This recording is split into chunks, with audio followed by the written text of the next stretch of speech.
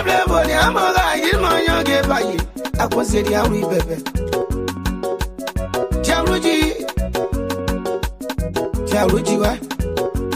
Just was your walk my way. 3 1 way. You want to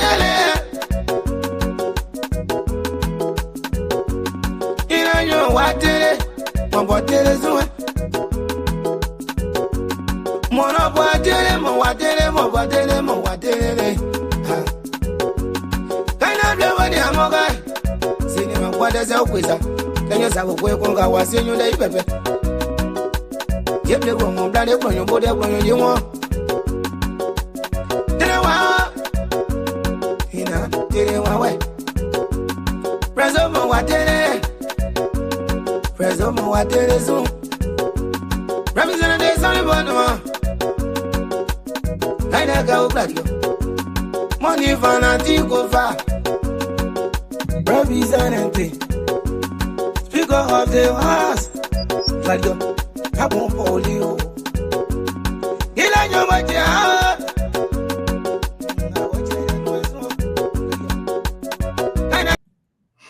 Yeah, ladies and gentlemen, the second edition of Voice of SINOE here, coming to you live from these United States of America. Coming to you live from the state of Maryland. So what we do before we get into our program officially is to do a little bit of sound check to make sure my sound is good.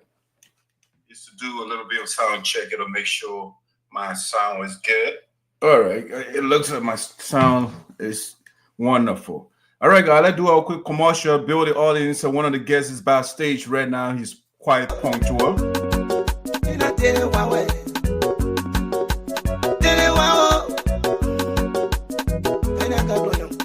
Yes, ladies and gentlemen, who broke the law? You are not your boy. You're not your boy. No,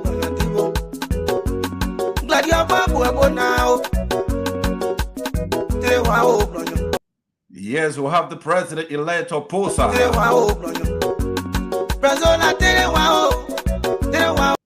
In conjunction with Secretary General.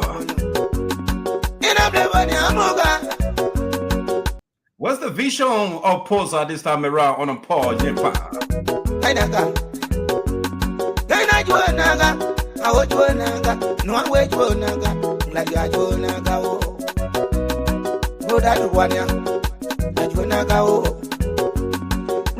What's the vision of Paul Nyenpan?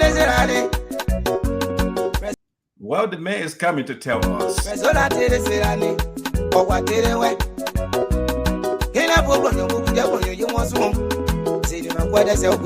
My co-host Shelly Sning is ready to fire questions. Money will blow man decide you.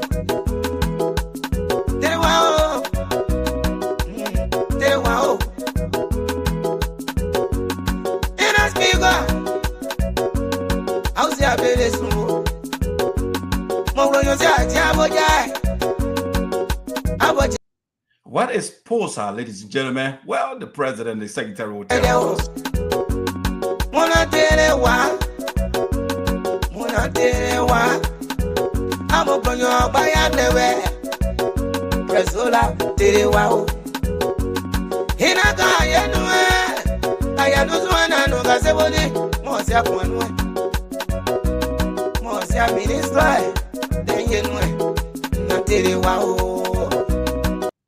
And what is it that President-elect Paul Nyenpan and the Honorable Secretary, I don't know whether he was part of the prior administration, but what is it that they did not do in the prior administration that they want to do now?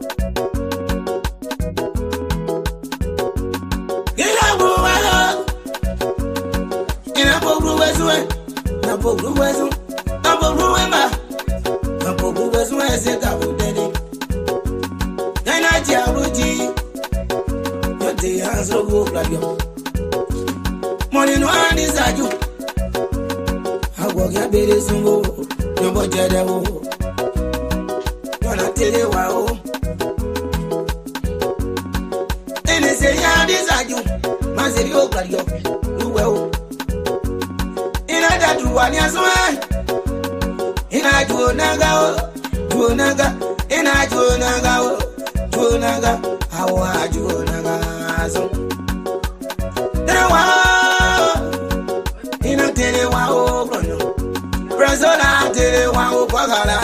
wa ola te wa o konaga nani amoga nina be woni amoga da jibwe lo gbon yan we da jibwe aso lo gbon yan we yo no we mono ji yo ina mono ji yo gbon yan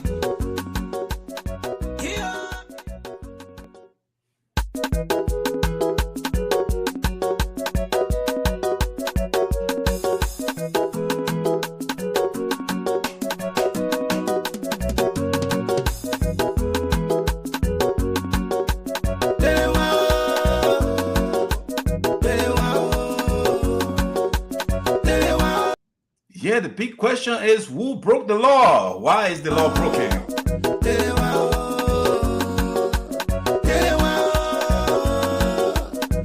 Is that President-elect Paul Nyenpan that broke the law? And what kind of law was broken? Was it just or unjust law?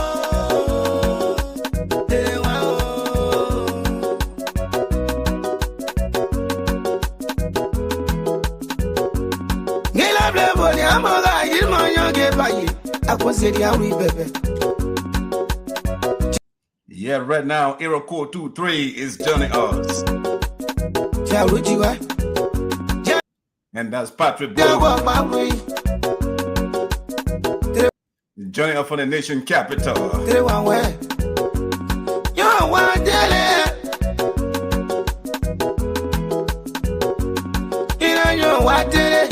You know, the great Patrick Bolu, the man that interviewed the president of the Republic of Liberia, George Weah and Ellen Johnson Sirleaf.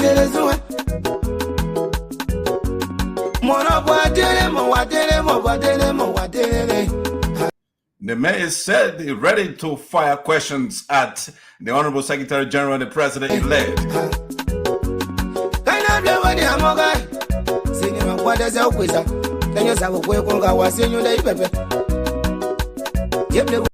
And of course, your host, Dark Side, put the esoteric on the stool by the chosen few is here also as well.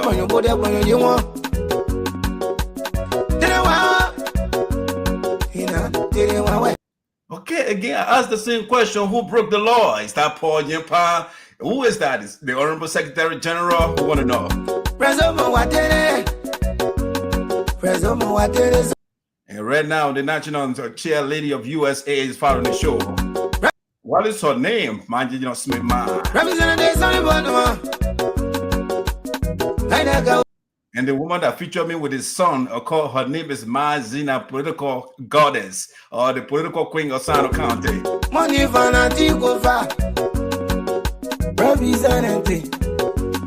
of course, the queen of Voice of Sano in the diaspora, the co-host. Share this night is backstage.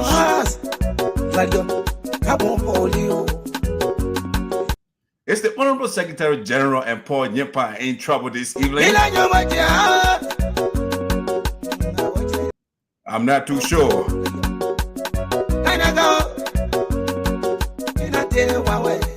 Philadelphia will be liberated today. All the questions will be asked.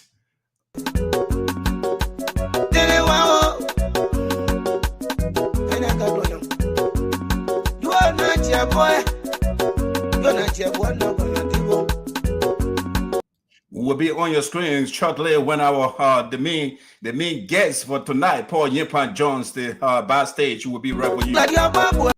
But in the meantime, share for us.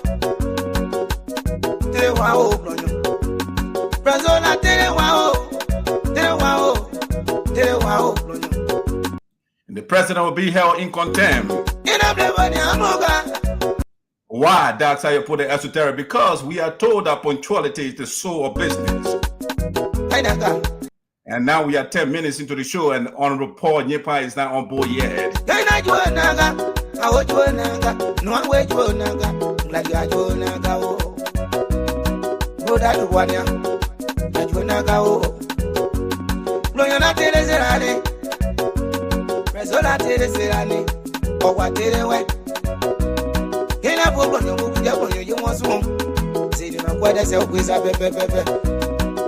Money will blow man decide you.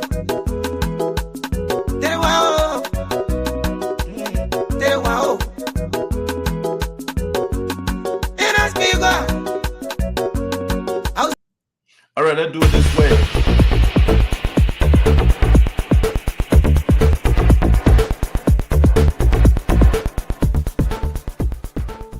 Audio Jungle.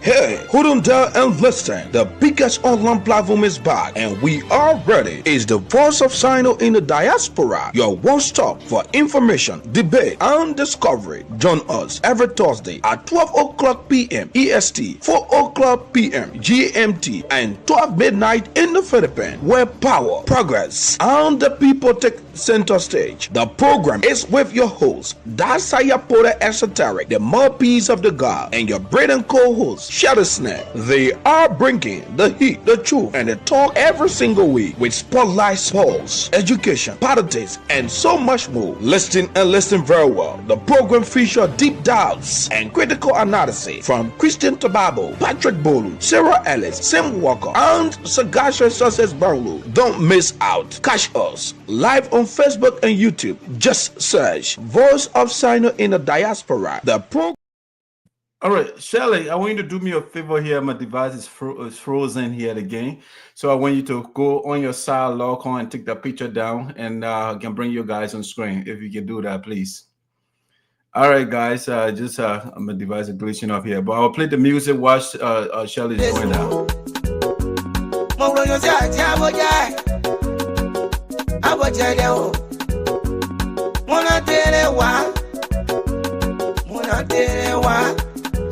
I'm a bonyo by everywhere. Presola, Terewao. Hinaka, I had no one and no Gaseboni, Mosia Ponwe. Mosia Minister, then you know, not Terewao.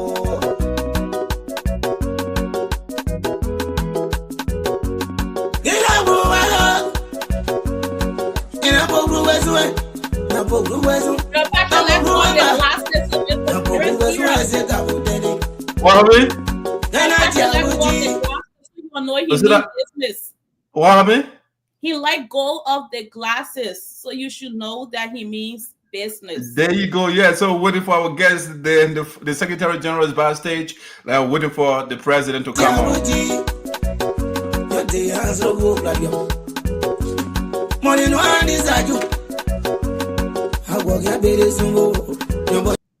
Shelly, you understand what the guy is saying? The music?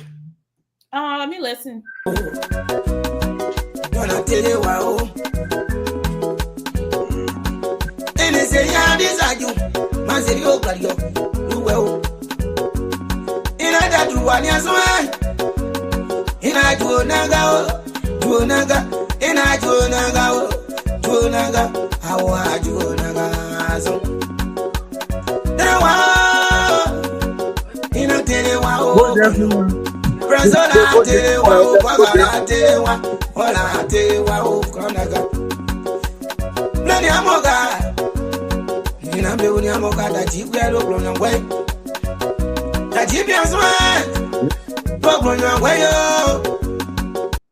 Yeah, our honorable guest is having a little issue here, but let me send the link to another email that he just sent, and he will be right.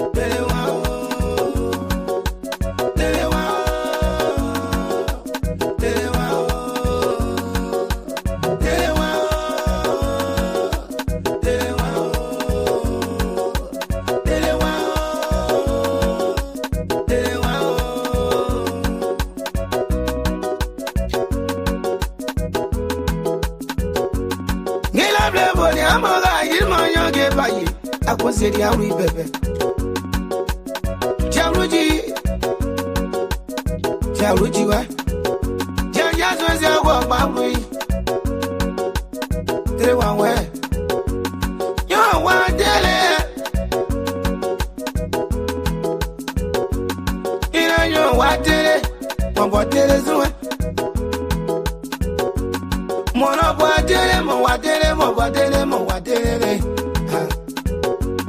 Kana ble wadi amoga. Sini ma kwada za kweza. Tenyo za kwe konga wasenyo dai pepe. Yeble wo mo blade bonyo bode bonyo yimo. Shelly, I want you to go on top of that again, put welcome to voice sound. Again, my device is frozen on my side. So just go up there and just put welcome to voice sound or something that's top over there.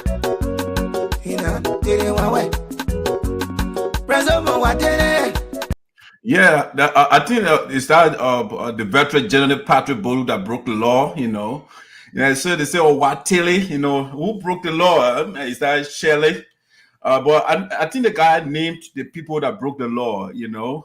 So they named, for example, the former Speaker of the House, you know, for Kofa. He named our representative for Sano County District Number 3, Alison Boy Noah.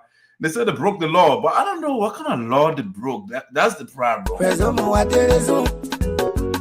Representative Sonny Boy Noah. Money fanatico fa representative Speaker of the House like yo Nyenpan Foley ila nyoma ja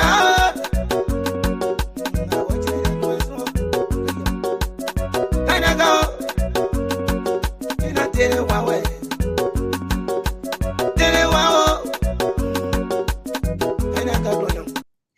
Yeah, let's see while we are waiting for the guests. Yes, Shelly, I want you to go. I don't know what I can stroll up a little bit. Maybe when I work on my side here, it's all the way up. Let's see, maybe I can take some of these videos from here. Yeah, for some reason, sometimes it gets frozen. Yeah, the brother is having some little technical issue, the emails. Let's see what he's going to get on. All right, let's see. I got to it here. Let's see. All right, there. That's what I wanted to put there. You did that. That's not exactly what I wanted. One of those.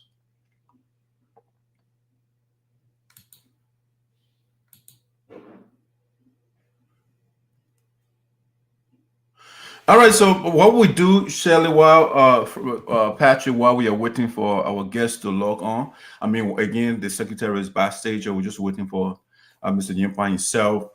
And so the other day, I saw this this communication. The president of the Republic of Liberia, there has been this debate about FGM, female genital mutilation. I think on Ellen they tried to ban it, but it didn't go through. I think it went through partially, but under the president, I think okay, good. Okay, now the guest is backstage, so I'm going to suspend that topic. All right, Shelley, you know the guest. Not really, but I've read some stuff about him online, so I don't think I know him personally. Okay. Why? Yeah, no, I thought you knew him to do an introduction to bring the man on screen. But Paul Nyenpan is an affable gentleman, quite friendly, sociable. When you meet the brother, you're gonna like him. I mean, I have a little thing that I wrote about his introduction. So okay, yeah, if you want to peruse that would be excellent. Go ahead. And when the man comes, you give a comprehensive introduction. I mean, yeah, he can correct me when he can. You know, I have to do some research. I learn from the best.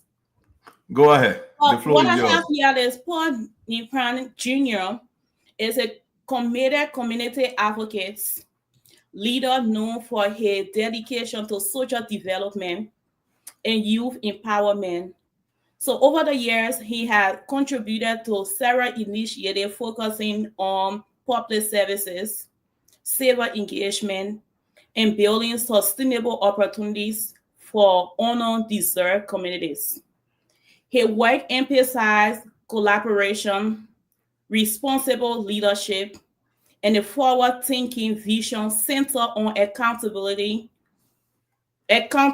service, and growth. Through both personal commitment, and professional involvement, he continued to champion policy and program that strengthen family, empower young people, and promote long-term national development. Yeah. All right, so without further ado, before we bring the honorable president-elect, we want to bring his secretary first. You know, I'm seeing Myers and Soin backstage. Shirley, since we don't know the secretary that much, I don't know why we should do it. We'll do it with the president. So let's just bring the man on. Let's bring him on, then we can do the drum roll, and the president need the siren, all those things, you know. So all right. Hey, Mr. Soin, how you doing, boss? I'm good. Thank you for having me. How you doing? Wonderful. All right. So, Shirley, without further ado, I'd like to bring on the honorable president-elect of Pocsa, Paul Nyenpan. But come on, play the siren. The siren. Hold on. The siren to be somewhere around there. Let me All get right, I think I can get to it. Don't worry. I got it. You got to put the sirens on for the president. Yeah, I got it. Go ahead. John Bro.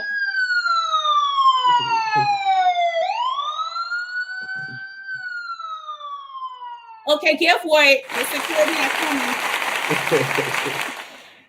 All right, ladies and gentlemen. Hey, Mr. President, how you doing, sir? I'm very good. Thank you, Mr. Doug. All right. Welcome. This is your home, man. It's just virtual. That's the voice of SINOE in the diaspora. So feel free at home. Mr. Swan, you also feel free as well.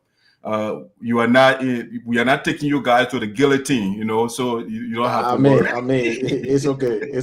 We were trained for that just in case. Okay, all right. That's good. I like to hear that. The man looks like from the macrocosm of the larger society. That's where we fall. I'm amalgamation of so and so. All right, Patrick, you want to greet our guests, and so we can get into our topic for discussion. Yes. So I want to add some Pan-African name, but I don't know which one Mr. Nyenpan will accept. I would not know if I would be right to say Paul Biya or Paul Kagame. But let me just say, she will say Paul Biya Nyenpan or Paul Kagame Nyenpan. That was stunning. We'll do Paul Kagame of Rwanda for now. Okay. Okay. All right. So let me just say good evening to the veteran. I mean, I follow his track record. I mean, his engagement in the community. I follow him extensively. Yes, engaging back home. So I just want to say welcome to the show tonight. We are here to crisscross with you, bring out the best out of you as always. And we are happy to also welcome your SG, in whom we believe we have some very positive information tonight about Pocsa. So again, it's an honor to have you, and it's a blessing to share the platform with you tonight. Thank you. Thank you, Patrick. Shirley, welcome your guests to your house. Well, you know, I like the guys on this platform. They like to go with all the BB books and forget we have just regular people watching the show. So in short, I just want to welcome you a simple way, and feel free. I don't want to scare you, but we do have a lot of questions to ask. Okay. So welcome the both of you. Thank you for having us. Thank you. All right, guys. So Ben, the spokesperson of the elders and the ancestors of the people of SINOE County, and by extension, Grand Zeta County, I want to welcome you guys, honor the vibration of my voice. Again, this is your home and feel free. But Shirley, before we quiz the president, let me show you the quick video here. It was epic when the president won the election. Watch this.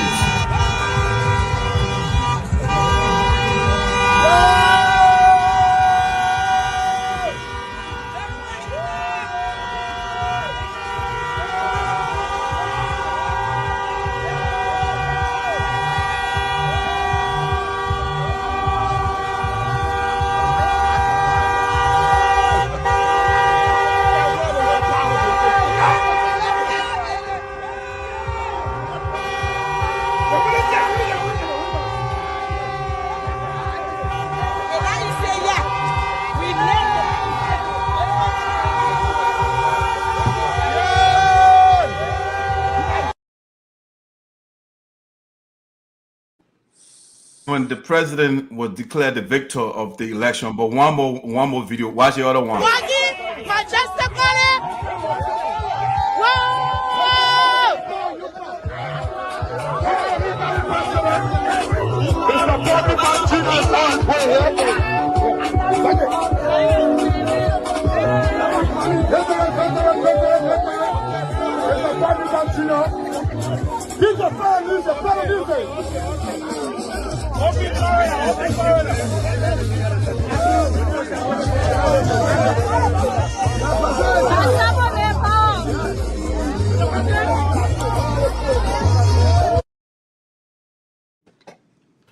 All right. I mean, Shirley and Patrick, what do you make of that? I mean, I've seen it speaks volume that he was the people choice, and so they are going all up to celebrate him. And yeah, that's, I mean, just watching that is the first thing that comes to my mind. Patrick, what do you make of it? Yes, the video speaks of his leadership.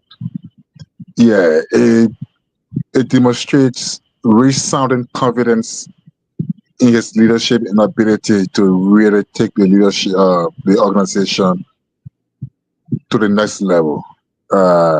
If you see people are celebrated in such manner after elections, I mean, it simply shows the person's commitment and dedication to delivering on the good of the community. And I think that's what Mr. Nyenpan brings to the leadership of Pocsa. All right, Mr. President, again, welcome aboard. I wanted to talk about video a little bit, but you know, to the viewers, this is I think your first time on the platform, and I'd like to ask, who is Paul Nyenpan? I mean, whose energy people are so excited about? Who is this gentleman? Who are you? Thank you, Mr. Freeman. So I'm Paul Nyenpan Jr. I hail from SINOE County, and I live in the state of Pennsylvania, Delaware County, Oldtimers Township to be specific.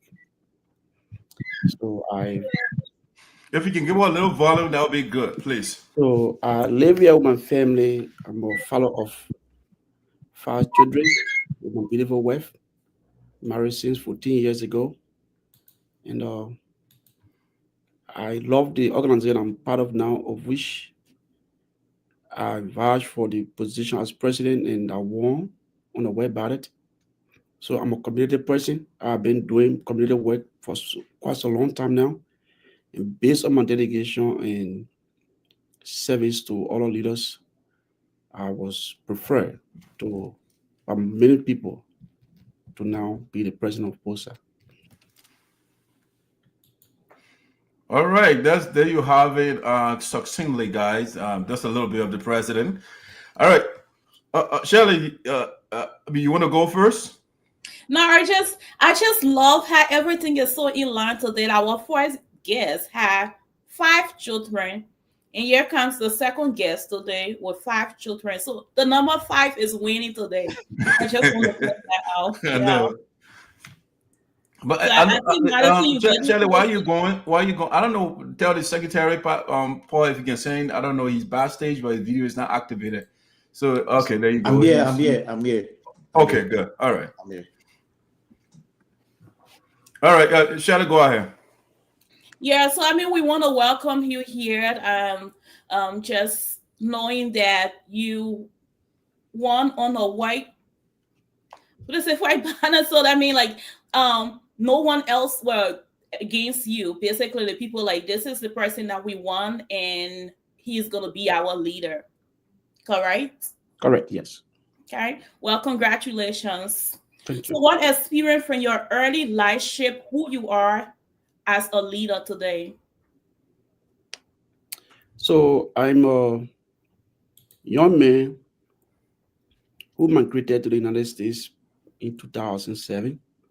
And since I came along with my family, I've been engaging with community, activities. Now I have myself just working, and now, not to be a part of community. So between work, family, and serving others.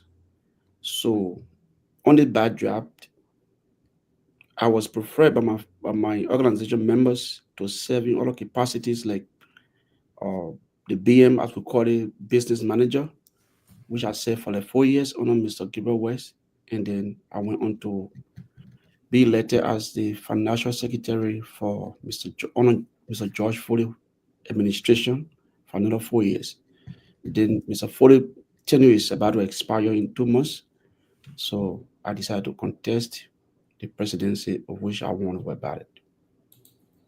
Well, that's really great. So from the past experiences, the past leadership roles, what are some of the things that you can point out, at least 1 or 3, that you can say speaks volume of your leadership style? That's a good question. So as a business manager, then I helped to recruit more members to the organization, raise money for the organization, something I didn't do in past time. So because the role that I play, I was able to generate more money. And from that point, I was preferred again to go as financial secretary. So I can boast of the membership draft of Pocsa through my position as financial secretary and the money that we have raised for the past years. Yes, they've gone year. I've been registration year. I raised like $8,591. So this is very unprecedented in Pocsa history to raise such money. So since I took over in my role as business manager / financial secretary, I'm constantly raising money for the organization and making the organization to be marketable out there because of the way I conduct myself first, and then people gravitate towards me. Well, that's what you Shelley, before you come on with your next question, let bring Mr. Swain to at least introduce himself to also the followers can follow us, or we can get to know him. So, Mr. Swain, who is Mr. Swain, and what is your role? How long have you been with Pocsa? All right. Good day again, everybody. My name is Myers Nameless Swain. I'm a correctional officer. I'm a cybersecurity analyst by profession, but I find myself in the correction field right now. I'm a father of 1. I've been with Pocsa for the past almost 15 years going on now. I've been with Pocsa. I served as the captain. I was captain for the soccer team for 10 years. And during those 10 years, we had a very successful time at the helm of the captainship for Pocsa. The president elect, along with myself, we've been, taking care of the affairs of Pocsa for some time. We have been, making sure that the organization don't go irate. Like we were at the spot where the organization was almost going dead. And at the time, the leadership at the time under Mr. Samuel Aboa saw there was a need for them to incorporate us, because before we came to Pocsa, we had another team that we were a part of. So the leadership at the time under Mr. Samuel Aboa thought it wise for them to incorporate new blood into Pocsa, and that's how the current president-elect right now and other guys that were in the other team came on board. And from there, it went from there to Mr. Alaska. No, it was Mr. Alaska Wisner that incorporated us, and then from there to Mr. Gabriel West 2 terms, and then Mr. George Foley, and then from there, right now, we have the president-elect, Mr. Nyenpan. So we've been around the community for a while, and we've been a part of this organization. I can say I came to the U.S. in 2012, and I became a member of Pocsa in 2013. So since then, I've been a member of Pocsa. So we've been around this organization for a while, making sure that we don't fall, because there was a gap. The organization was growing at the place where you have most of the guys, they were older guys that from this before the George Weah turn that played for Lone Star, you know, and then people from Georgia, we are 11 out of them. You know, we have different people from different backgrounds that are part of Pocsa. So they saw the need that because the age gap was increasing and then the organization was declining, so they saw a reason to bring in new bloods, and that's where we come in to, you know, make sure that the legacy they have built from the late 1990s to, you know, the early 2000s and stuff, to make sure those legacy don't die, that we keep it and we can add to it and make sure we incorporate other people so that the organization can keep growing, because this organization is a 26 years organization. So we are trying to make sure this organization is around for another 26 more years. Michelle, go ahead with your question. Well, that's very great. What does Pocsa, what does it stand for? Pocsa is Pocsa stands for the acronym Pocsa, POSCA, is Pennsylvania Oldtimer Community Sports Association. That's the name of Pocsa. Thank you. So like somebody that's watching it, like what does that mean? So I appreciate you breaking that down. But so how many questions do I have? So St. Patrick is in Liberia. It's not like internet can be glitching. Let's bring Patrick in. So Patrick, you have questions for the president and the secretary. The floor is yours. Yes, thank you. And again, let me welcome the secretary, Mr. Soin, to the show. Let me correct you today. My internet was better than what it was in the US. That's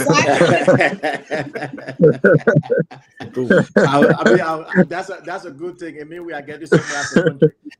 That's a good thing. Yeah. My question was on the area, so anyway. Let me go to the president immediately. Mr. President, every Liberian-based organization, every US-based Liberian organization has a reflection back home. Yeah, everywhere. All these small organizations are engaging back home. Pocsa, being 26 years old, I don't know its history back home, whether it is engaging with local old-timer organizations back home and engaging in sports development activities. If it is not doing, or it hasn't done so, what can we say under your leadership with Pocsa be in terms of reflecting in Liberia? Thank you, Patrick.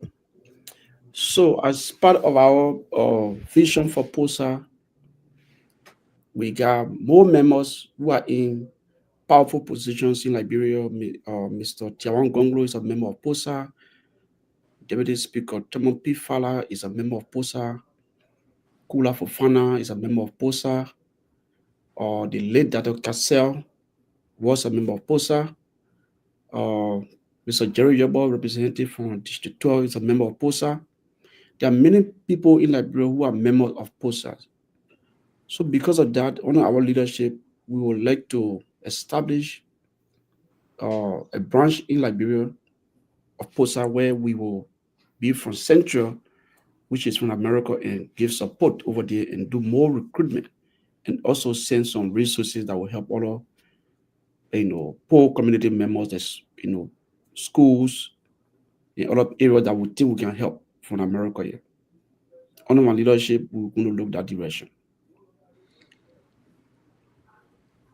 And just to piggyback, Patrick, just to piggyback on what the president said, I know you asked a question about community involvement right now with Pocsa. Like I said, there was a little gap where the organization became dormant a little bit, so certain things were not going on, the right way. That's why we thought it necessary to step in and take the government leadership to make sure that those gaps, we can augment them and decide and rebrand the organization. So in that, like the organization, the presence of the organization in Liberia was little to nothing, right? So right now we're trying to rebrand that to make sure we have like like local base or team in Liberia where we can all, you know, like the president said, gather resources and stuff like that to form an extension of Pocsa in Liberia. Because for the most part, apart from the individuals we have, you know, that in authority in Liberia, this organization is an old organization. There are a lot of us, there are a lot of people from this organization that travel to Liberia back and forth. And I think we should have a home in Liberia where when we go to Liberia, we can also engage the same way we engage over here. That's very noble. Yeah. Patrick, what's your second question before I crisscross with the guys? Patrick, your second questions, please.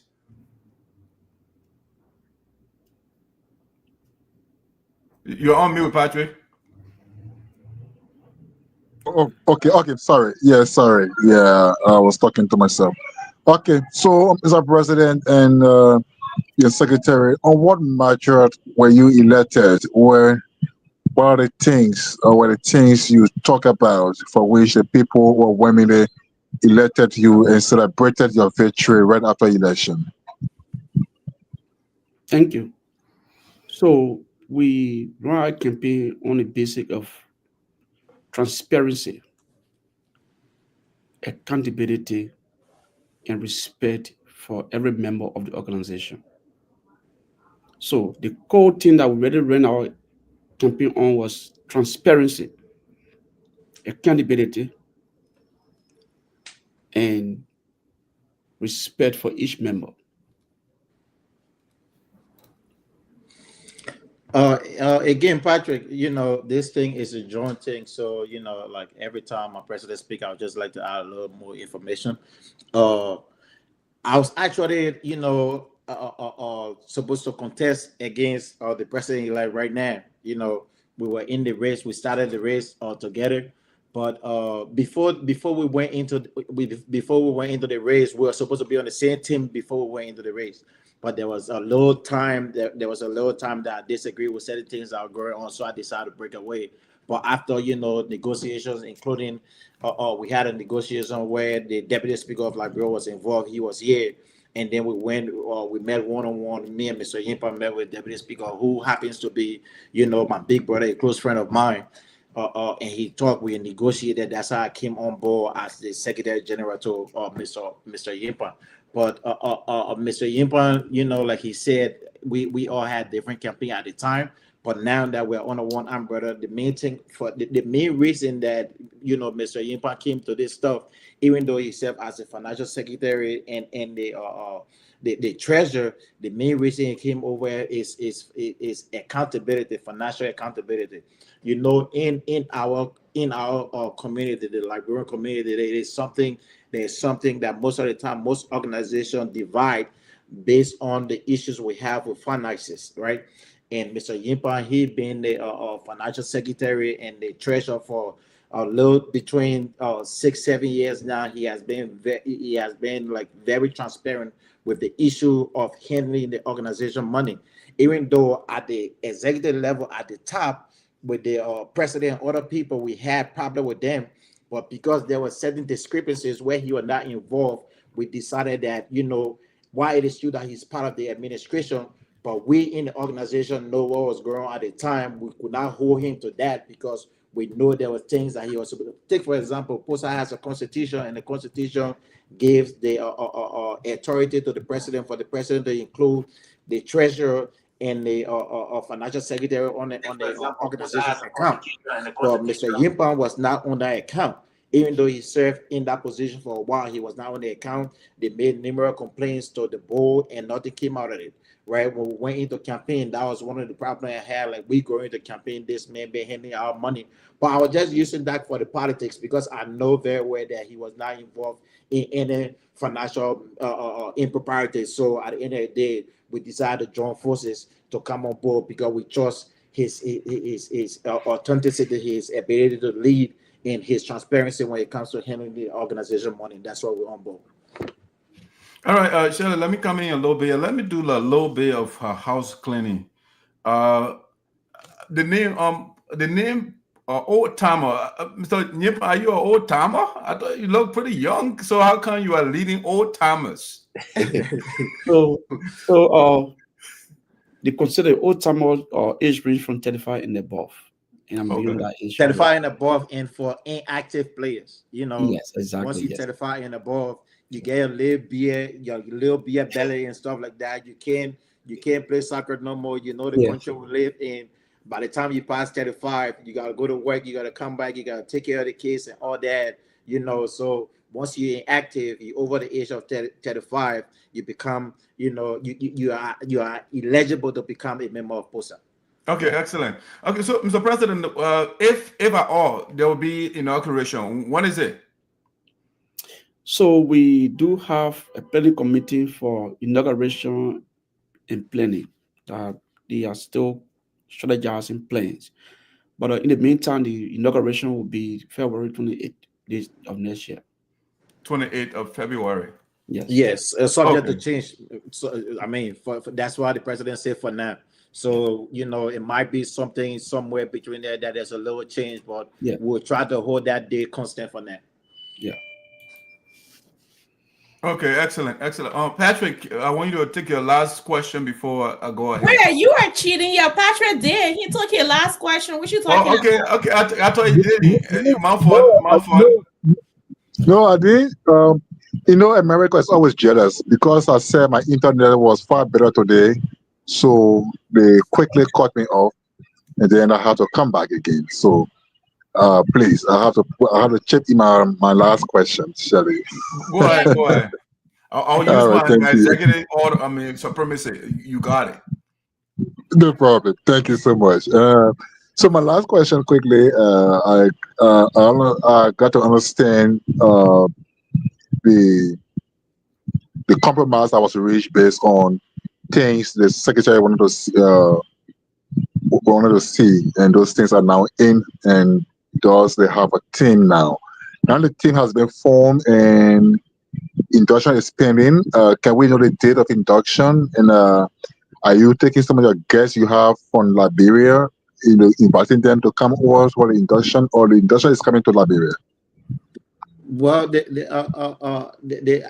induction will be held over here. Usually, like inductions are held home base, right? It is inappropriate for you to take the induction from you got a president for Liberia and take the inauguration of Liberia and carry Sierra Leone. That's never gonna happen. You know what I'm saying? So the induction is gonna be held over here. We like the president said, we have a committee, we form a committee, but as of now, the deputy speaker is going to be the keynote speaker and probably the induction officer, and we are finding a way to have other people from the country come on board to that. That's how we are able to sell the idea of what we're doing here now. That's how we are able to sell the idea if other people from back home are involved with the process over here. So we just in November, even though time is fast spent, we putting a list together. We have a committee. We have the inauguration and the transition committee, and they are working on the names of other people that we are trying to bring on board. I mean, Patrick, you could come too. You never know. We could say your invitation. All right. So my next question is, we have been hearing about Pocsa and all of that. So, Mr. President, what specifically do you guys do? We want to know what Pocsa, what does it do? In terms of helping I just want to have a little idea, general idea. What do you guys do? Do you just gather and sing and dance and go home? What do you do? SG, you want to pick up from there? Yes. Like the name entails Pennsylvania Oldtimer Community Sport Association. We are a community of sport lovers. This is what we do, but it's also the most important thing of Pocsa is we are a social club, right? So while it's true that sports in there, it's not all about us going on the soccer field, playing soccer on a Saturday and then coming home and not doing nothing. We're involved with the people, with our members in terms of when there's a bereavement, when you're having a graduation, you're having your wedding, you're having your baby shower. Once that letter come out to us, there's a letter there's an invitation. You will have people from the organization that will be there to represent the organization and represent you in the process. Because the thing about being in America is for us that year, for most people that year, most often, if you look around the people we have, we are involved mostly with friends and family. Most of us over here, we don't have large family members over here. Some people got like their mom over here, the dad over here, maybe your wife, and that's it. So, like in Pocsa, we try to bring that's what missing, the family that you're missing. Maybe you got your extended family, you got people back home in terms of need, like whether it is bereavement, it is party or something. When you need a community to come together, we do that as a community. We come together, we celebrate you, we sympathize with you, and that's the spirit of the community. That's how we come together as a community.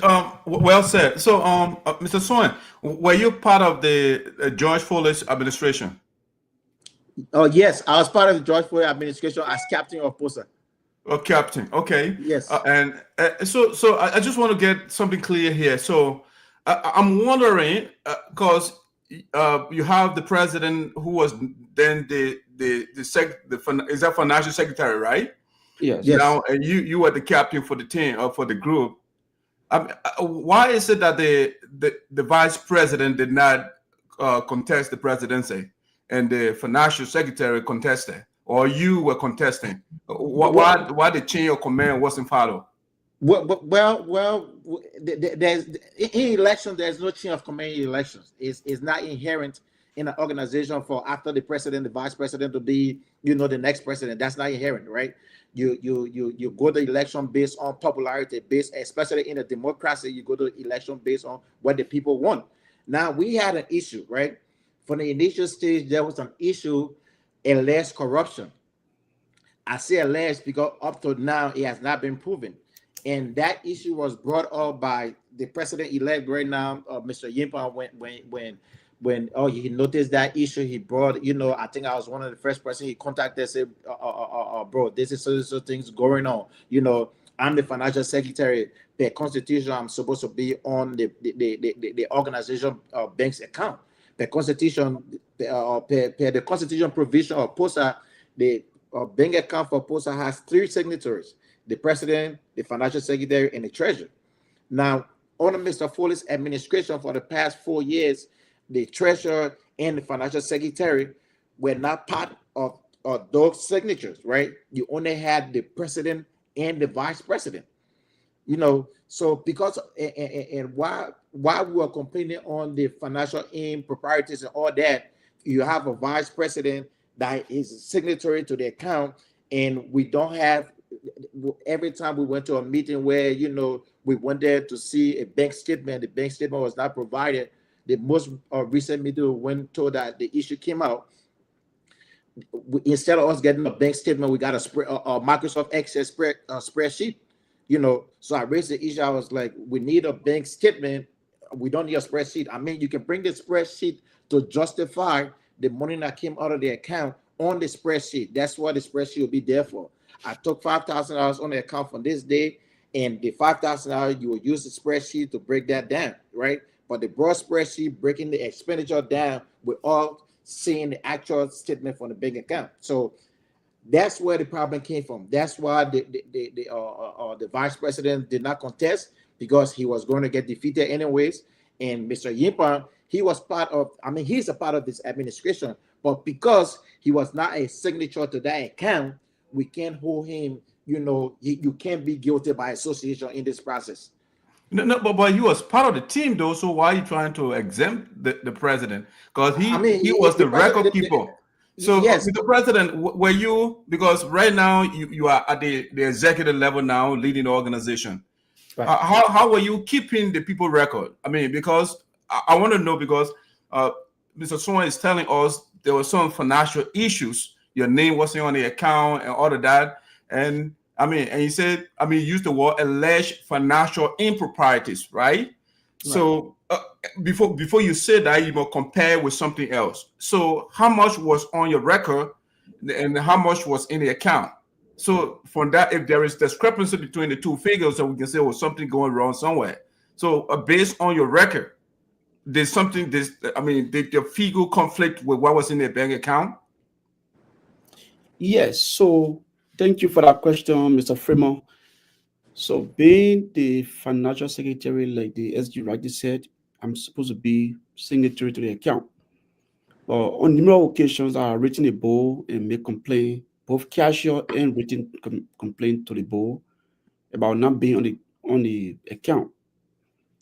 So when the time came for a meeting was called, I do have my records. We collected the money. I'm not expending any money to say I'm 2,500 or the president authorized me to withdraw this amount to use it and bring receipt. So every time when I collect money, I report it to the president. The president will be the one to deposit. He will be the same person to do the expenditure. So I do have my record for collection, but I don't have record for expenditures.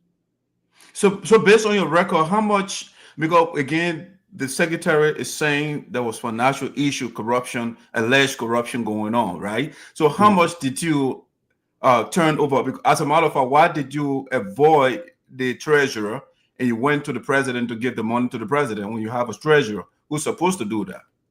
Because the president asked for the money, authorized me for the money to be given to him.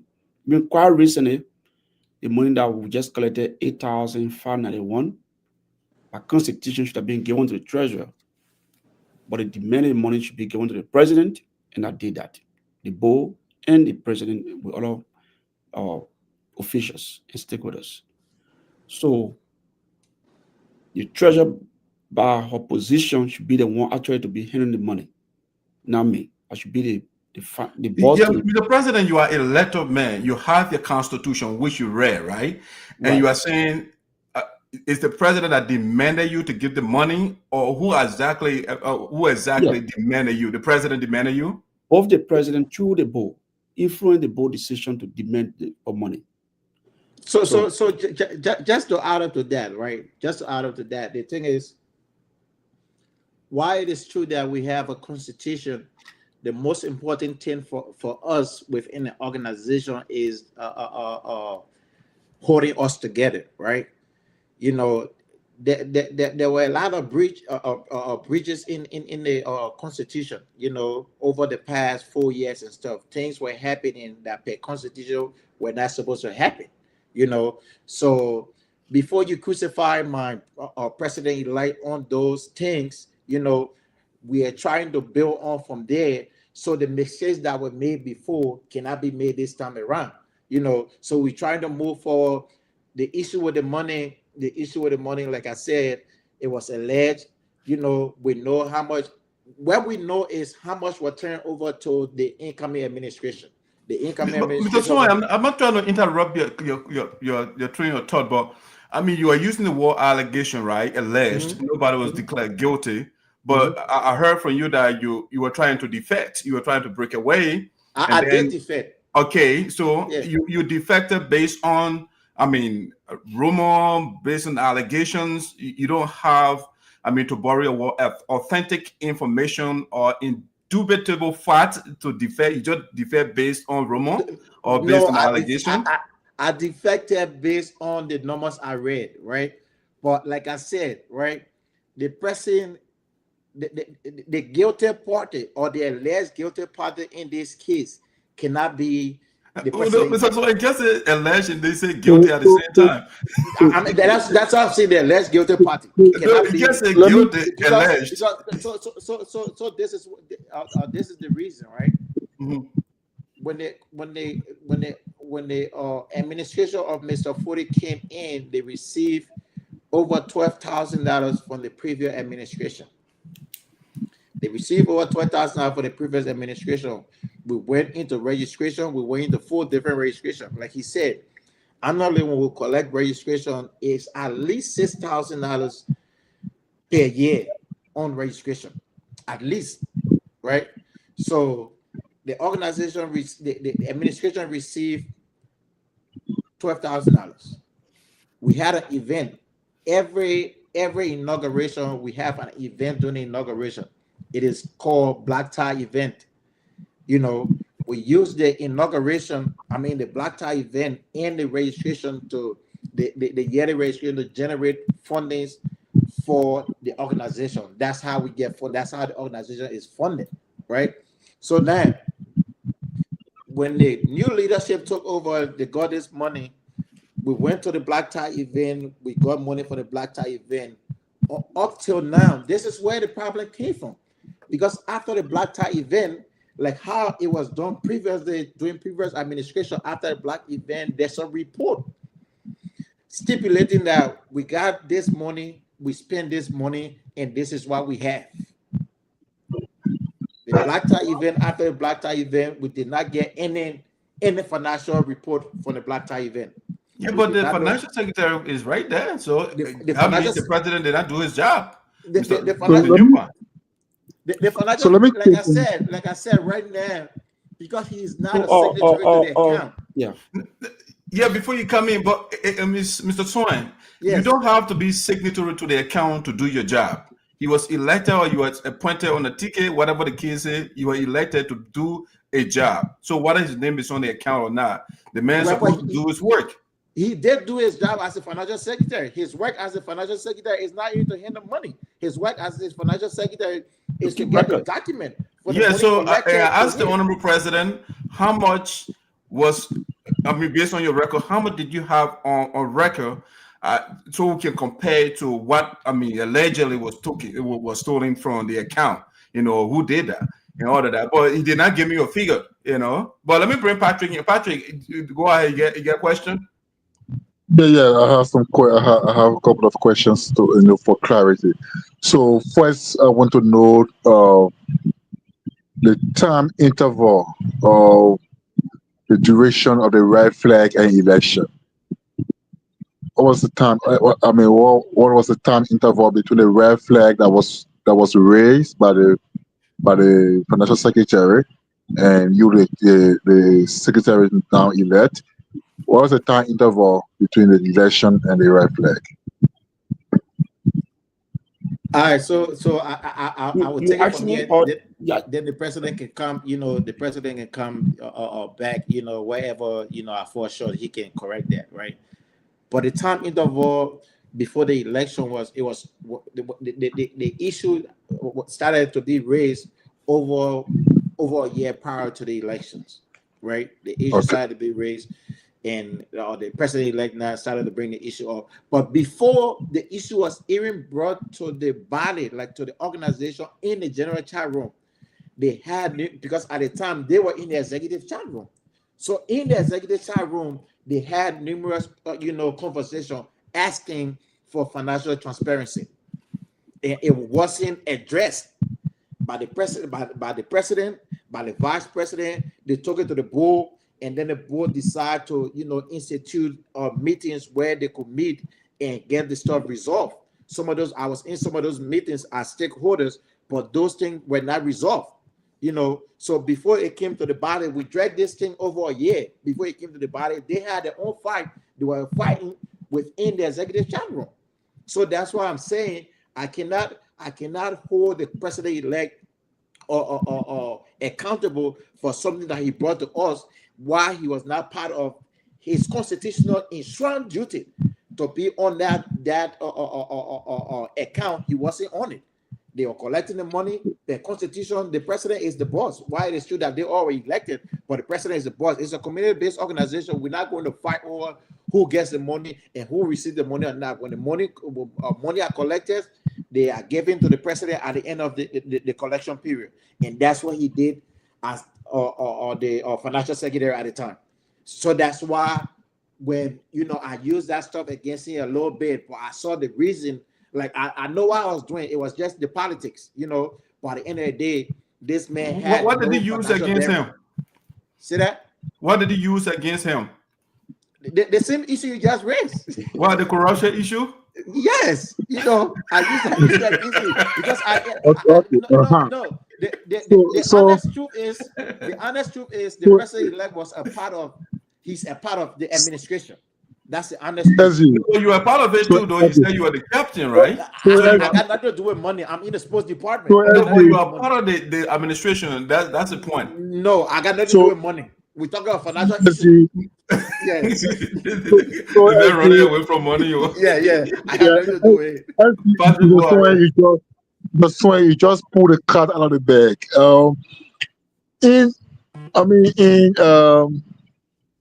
In our African style of politics, agitations usually lead to leadership. Almost all of the Pan-Africanists you can name, their agitations led to their leadership at different times. That's true. That's true. Yeah. So my question is, did Mr. Nyenpan ambitiously raise a flag intentionally that he will clinch an opportunity, to become the next president of Pocsa? Well, Mr. Nyenpan can answer that question, but before he does, I just want to let you know that regardless of whatever flag was going to be raised, we were going to go to elections with the current vice president now. If you're going to try to run as the next president of Pocsa, he was going to be met with that stiff resistance because we already had a team planning that we're going to go to the election. So I would say, in my opinion, before Mr. Nyenpan can speak, I would say, in my opinion, I don't think the issue was raised based on his ambition to become president, because regardless of whatever reason this man was going to be president of Pocsa, it was really between him and myself. Like, one of us in the nearest future were going to become president of Pocsa, and I'm glad, why it is true that it wasn't me. I'm glad that it was him, because the work we have done with the organization, while it was, we have, I don't know if you guys on the panel are aware, but in the Liberian community in Philadelphia, we host one of the biggest July 26th event, and most of the time that event is hosted on our soccer field. So most of the times, apart from the organization does not host that event. That event is hosted by Liberians in the community. And guess what? When they leave in the night, most of the time, he and myself, we stay on the soccer field 3-4 o'clock in the morning, making sure that the field is clean, that when the city see it, they will not shut it down, so we cannot use it the next year.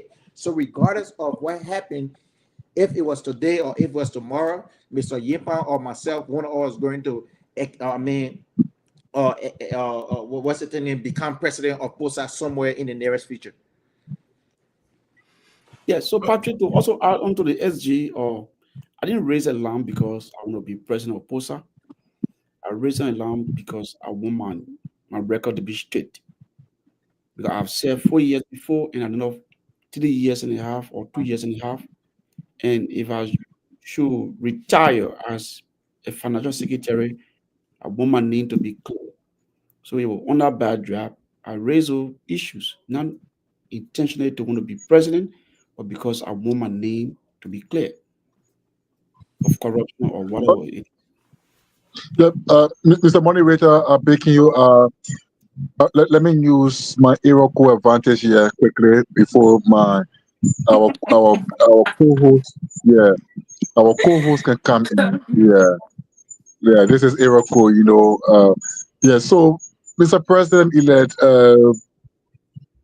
did the president himself, on his gavel as president, did he call this election in line with Pocsa's constitution, or he was forced to call election on endurance based on, the allegations raised against him?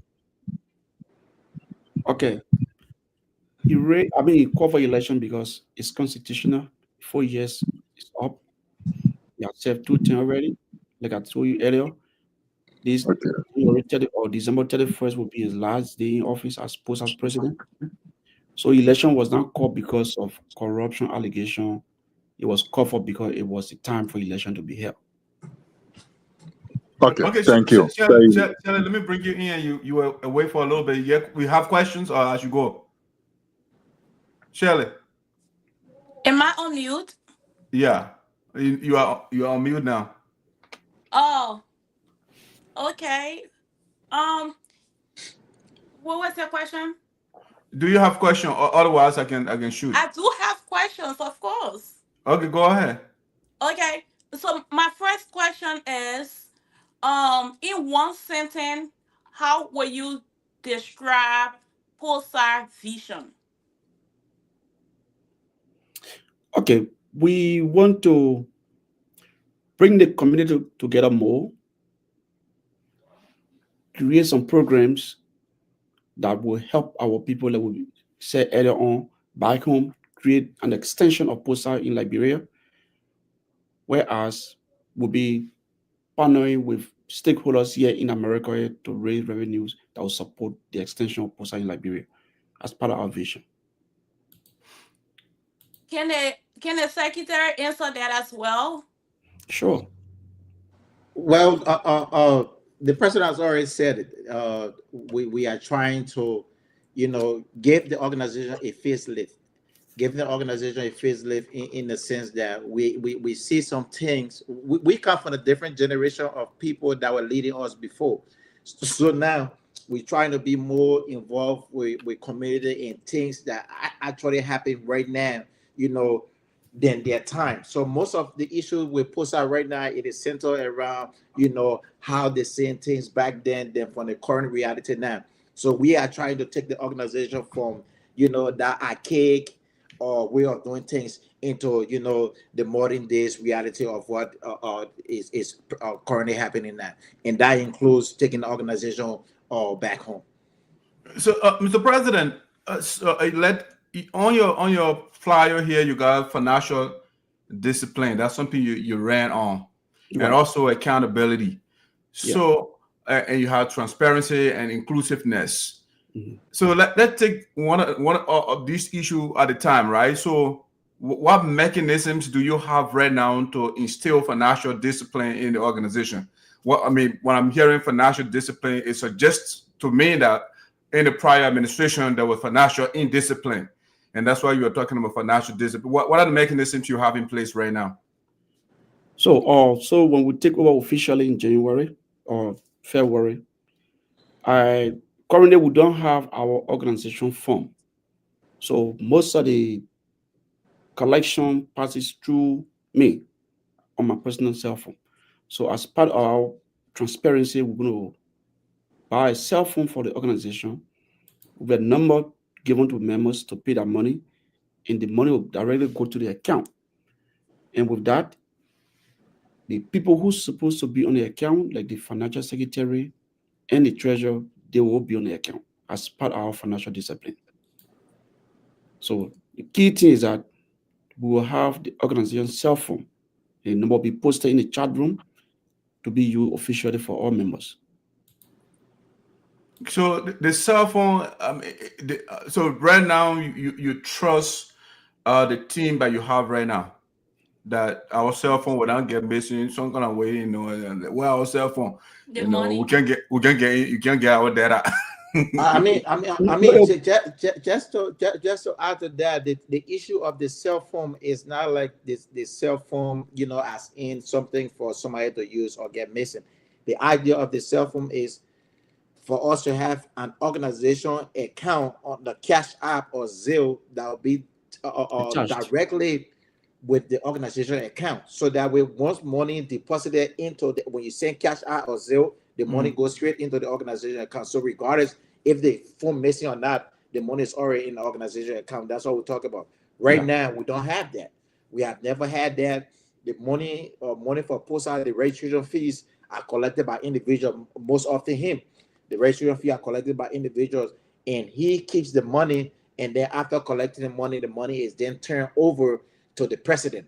That's one of the issues we've been having. Like you said, like you were elected, the man were elected. Why did you get demanded to turn the money over to the president?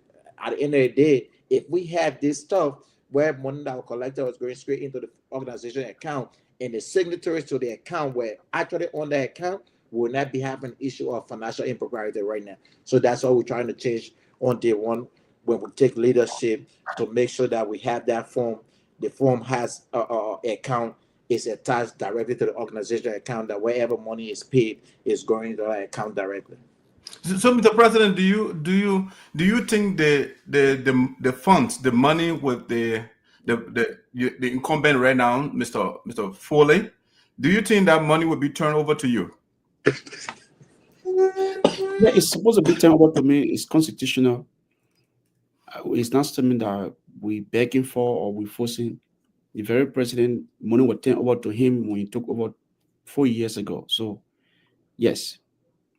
All right. I just trying to make sure, because you have inclusiveness here, and it looks like there is no inclusion right now. So how do you plan to work on inclusiveness as well, to bring the former president and the vice president, I mean, everybody else to get, because you're trying to bring everybody on board. So what is your plan right now? Because, I mean, like we say in Liberia, I mean, when you were running for office, you were, I mean, a political party, you know, since waiting to get into power, right? So now you won the election.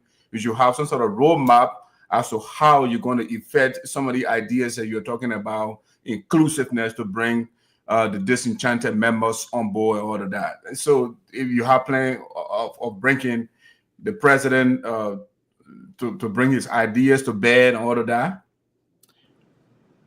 Yes. So first of all, Pocsa is a social organization. It's not a political institution or party where it would be too bitter. The issue of campaign or elections are over.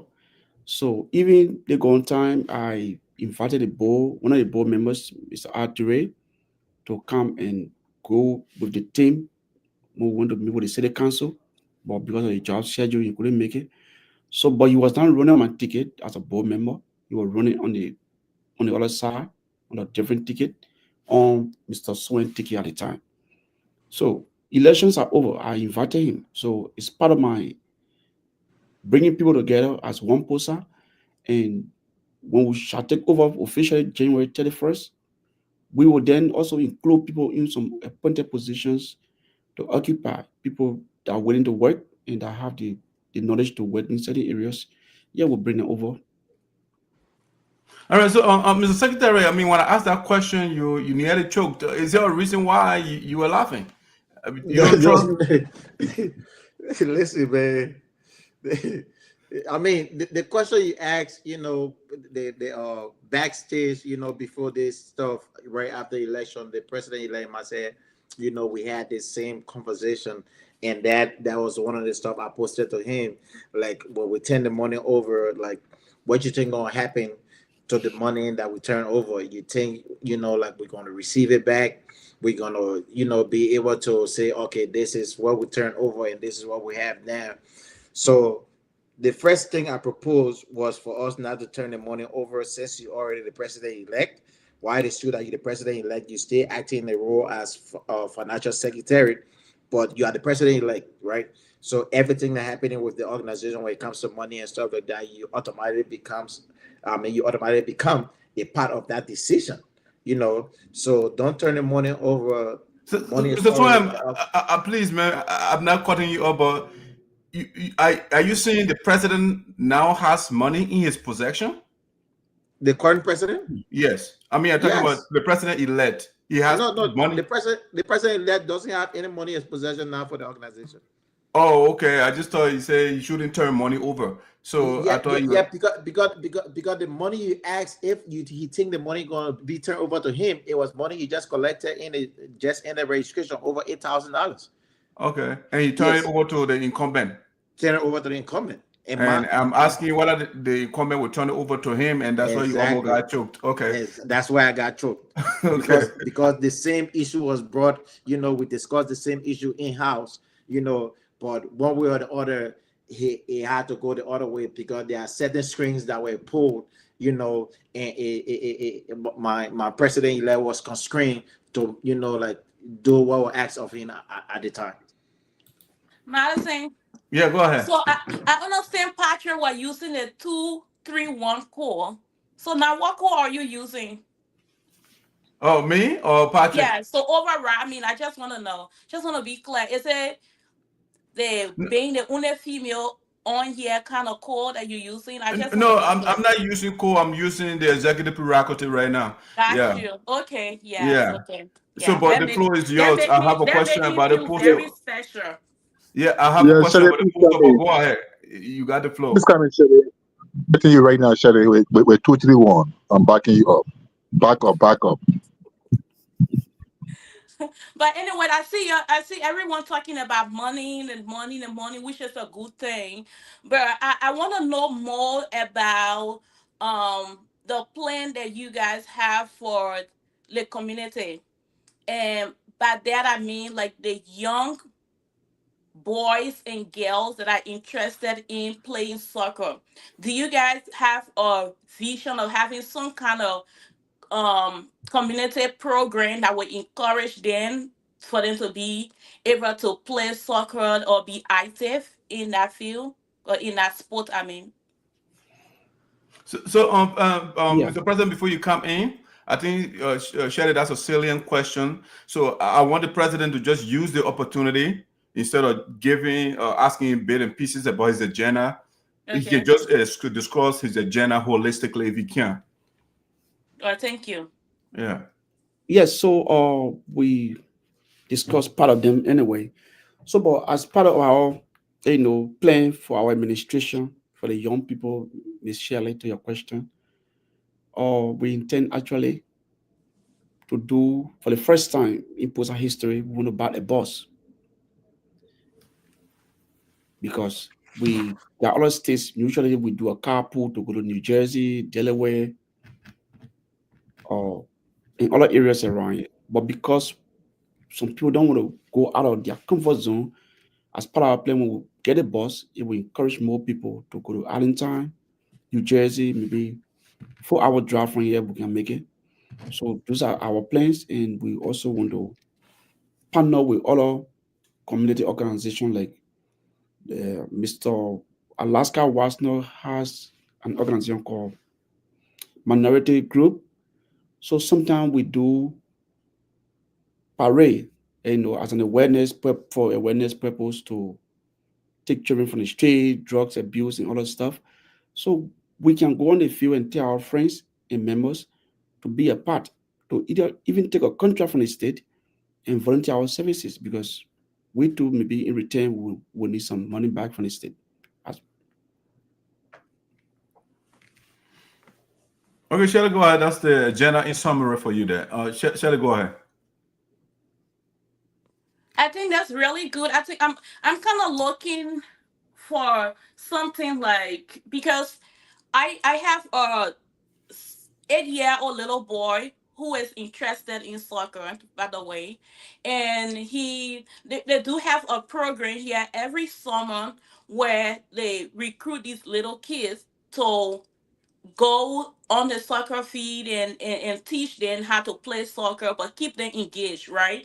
So I think I was looking for something more like that, which you guys connect with different churches, different organizations, where these little kids during the summer, you can keep them engaged. And going back to the fact that this is an old timer thing, you guys were one little kids and then now you Yeah, are older. yeah. So I mean, how do you get those little kids to be engaged? I think that's That's a mostly very, Well, that's a, let me try a lot quick. I'll just run through that. I'll just run through that real quick. You got it? To Okay. be honest with you, POSA is, like the organization names defines, it's an old timer association, but we got a sister organization over here called Sierra Leone FC.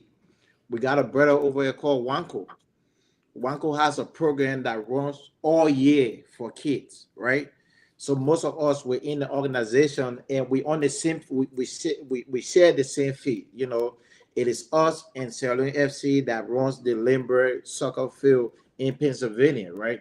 So because of that part, to not have any overlap or any differences, we leave the youth part with Wanko, and we take care of the old timer part. So where in case we have to, we have a community member, somebody that looking to, to have their child or children in soccer and stuff like that, all we got to do, one phone call, we call Wanko, we recommend you, and your kids gonna be over there on the soccer team that gives jersey. They involved with kids in the state. They involved with the city and stuff like that. These kids go when Philadelphia Union playing. They over there out as ball boys and stuff like that. He has a program running that involves the kid. For us, we take care of the old people.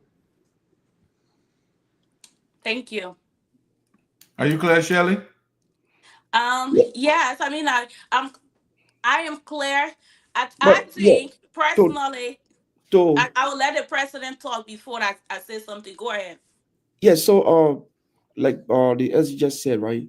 Because we are two different organizations. So as our own organization vision, we don't have the resources for now to make a keep children team. But it's something that we're actually looking at, because some like me, I got 5 children. Maybe when I want to feel, I want to take my kids, and maybe eventually we can build a kids team. It start from somewhere. So more parents will also be encouraged to join the organization as the fact that their kids will be a part of our program, the children program, the youth program. So it's something that we're actually looking at to doing in our administration. Well, great. I'm glad that you said that, because I think that's what I was looking at, the fact that you guys don't necessarily have to have a program for little kids, but if you are a non-profit organization, there are a lot of ways you can volunteer to help that sister organization, since you guys have been playing or coaching or being, I don't know what the secretary said his position was. I think he was a coach, so I think he Captain. can use that coaching skill to be able to help the little The young kids. boys Yeah, and yeah. girls that are interested, and then also help that sister organization. But great. What is the biggest challenges you will say your organization is facing right now that you as a new leader looking forward to change and work on? So for now, our biggest challenge has to do with money issue before, but since we already got a method in place that will get the money being straightened up, I don't think we actually have a challenge for now until we can take over. Money is a problem in most of the Liberian organizations. So for our team, we go with money. So once the money issue is not an issue, we are good until we can see what will happen, and then we can address it hands on. Okay. Can I ask one more question? Yeah. Yeah, Go go ahead, on. go ahead. I don't want you to charge all of Ben of suppressing the female. Can I ask what is the recruiting strategy do you have for new members? And what Yeah. are some of the things that you have in place to motivate me if I want to be, because I'm over 35, right?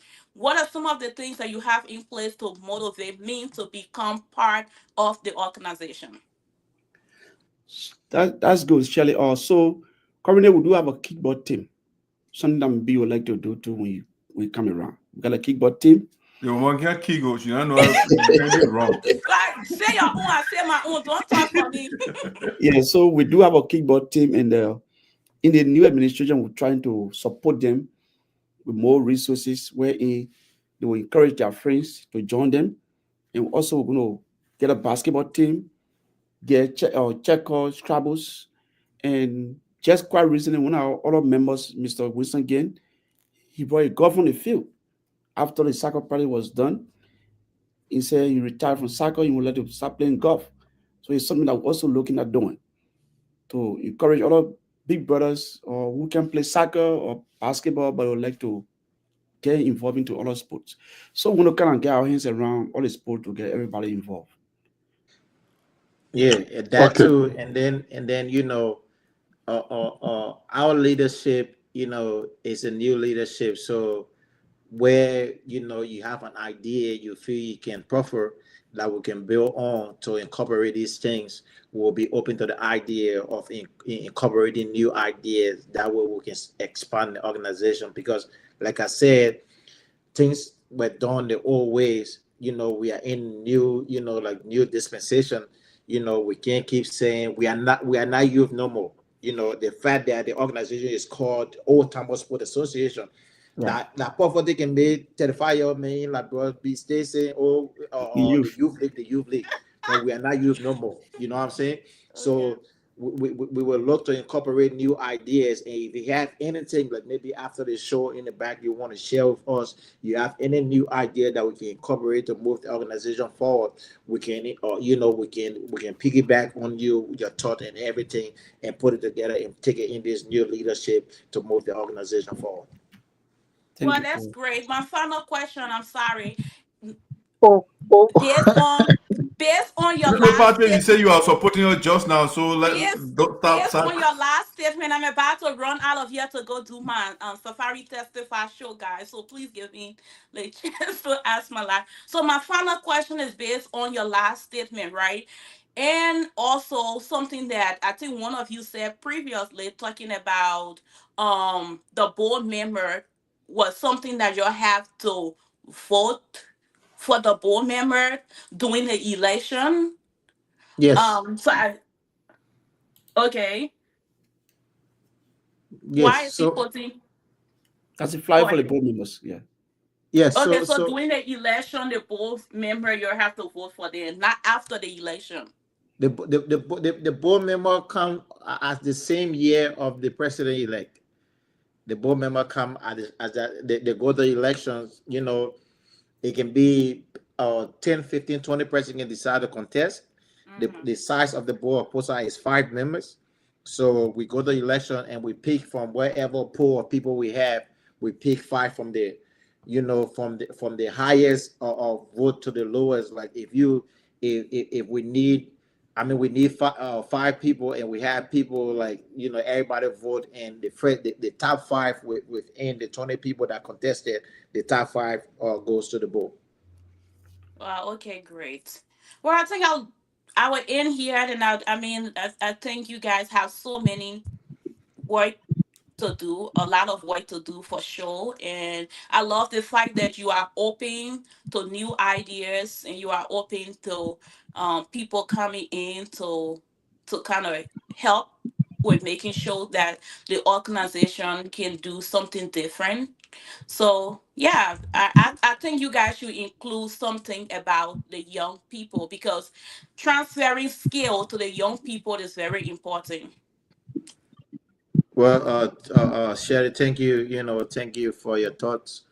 Thank you for having us on your platform today. I know we're still on the platform, but since you're leaving, we just want to take this time on behalf of the president-elect and the rest of the executive members. We just want to take this time to say thank you for having us, and we hope to come back over here after inauguration. We hope to see you on the inauguration, and then like I said, whatever idea we have, we can brainstorm and try to move the organization forward. This is not about why it is true that we have the name Pennsylvania Oldtimers Community Sports Association. This is all about Liberia. This is all about Liberians. And like they just had an election recently in Delaware County over here, where we got the current sheriff elect is from Liberia. The current mayor of Darby County is from Liberia. Yes. Now you see people pouring into this stuff. You see people saying congratulations. All people from Liberia, from Europe, from all over, saying congratulations to these guys. At the end of the day, the common patrimony we have is Liberia. So whatever that takes the country name to another level, we encourage the idea to have those ideas shared with us so we can move the organization in the right direction. So thank you for having us. Oh, you're welcome. All right, Shelly, thanks for coming and say hi to Jesus. Yeah, Shelly, thank you. Yeah, okay, Patrick, I want you to ask the question. The president has been and the secretary, they have been generous with their time, and so we can wrap it up. Yeah, and I really appreciate it, guys. Yeah, you are right. Quickly, let me just shoot 1 or 2 questions quickly. So, I made the incredibly amazing job, Liberians are doing in the United States and back home. The scandal of corruption keeps hanging and running over there. Mr. President and Mr. Secretary, please tell me, I mean, do Liberians put corruption in their bags, in their suitcases, in their pockets, in their purses? I mean, to both flags, or they simply meet corruption in America and then they get inculcated or indoctrinated into it? That's a good question. I don't think the idea of corruption is about inculcation or something. I think what is it that most of the time in organizations, in the Liberian organizations, or in our community as people, corruption is celebrated, and people that like that corrupt in our society, they know because of the country we come from, they know they're gonna go scot-free, right? So they take the same ideas, the corruption ideas actually come from Liberia. They take the same corruption idea, they bring it over here because they know at the end of the day we're gonna go to say, oh, we're gonna talk it the family way or the community way. That's the problem, right? But once we find ourselves in a situation where corrupt individuals, corrupt leaders are started to be held accountable, there will be some form of changes, right? Because at the end of the day, if we keep doing the same thing and expecting different result, it's not going to happen. That's insanity. Like you can't keep doing the same thing. As you got to be crazy or crazy person to keep doing the same thing. You think it's going to change. But when we start to hold people that corrupt in our society, when we start to hold them accountable, we will have some level or some semblance of change within our community. Coming into this new administration, I'm excited for one person we have on our board, a board member of ours, or Arture, the president-elect just talk about Arture. I'm excited for Arture to become a part of this administration because I can guarantee you, I've interacted with the brother on so many occasions, and he's somebody that's principle-minded, like me. So we coming into this, including the president-elect. I think we coming into this organization. I mean, into this leadership with a clear mind. In that mind, that attitude is for us to hold ourselves accountable first, by making sure that the right things are done. In fact, by making sure that the organization money is not in or nobody's account. So once we can do that, that's the first step of doing away with corruption. Corruption. But once we start doing the situation where somebody collecting the organization money, you got to make a telephone call to the president before the president releases the money and stuff like that. That's where corruption starts from, because people are seeing the money. Like, if I got $5,000 for Pocsa in my car not due tomorrow and I ain't taking paid the Monday, I'm going to use the organization money and put it back. But at the end of the day, these things, when you go down the road, they are still corruption. Why it is true you put the money back, you use the money for something that you're not supposed to use the money for. So in the eyes of the law, you still that's corruption, right? So we come into this leadership with one thing, and if you see the president's or agenda over there on your flyer, it says financial discipline. That's what we're bringing to this leadership. We're bringing financial discipline to this leadership. We got an executive chat room. In the executive chat room, everybody's holding everybody accountable. And we have started it already. So we're going to start this thing from day one, and we're going to take it all the way to the next 4 years when we shall be running the organization in the right way. So corruption, I can tell you, it was a little problem before, but moving forward, corruption is not going to be a problem for this new new administration. Okay, my friend, I want quickly now. So turn over to the moderator, our CEO. Now that you talk about financial discipline, talk about inclusion, and other things, other factors to bring the organization together. One's quest for financial discipline would not mean ignoring justice, accountability, and to have a viable organization that people can trust to put in the resources, their time and energy will require setting and compromising precedents. Now that the president elect us in his subordinate position could not have challenged the president, and, which could mean outshining him. Is he now willing to take the bull by the horn bring the president to justice to account for resources he may have misappropriated allegedly, so that the organization gets back its resources, in his possession, so that the account now becomes an account that is monitored by the board, and by relevant individuals as per the constitution. Is he willing to take the bull by the horn to bring the man to justice? So that's a good question, but we're not going to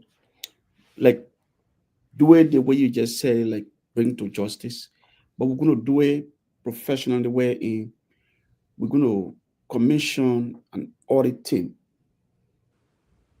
because we will take over. We want to tell the people that this is where we're starting from, and this is how we're going to be moving forward.